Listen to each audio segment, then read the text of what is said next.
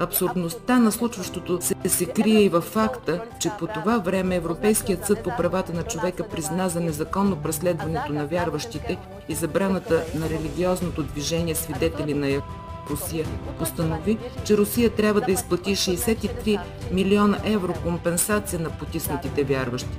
В същото време в Чешката република, в демократична страна, под ръководството на руската групировка РАЦИРС, въвеждат методически указания в образователните институции, насочени към потисничество и на религиозните общности.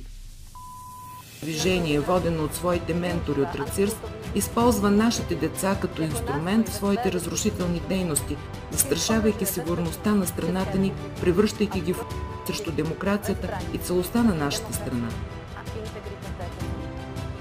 Възниква логичният въпрос: как тази престъпна група с външно управление може да действа безнаказано на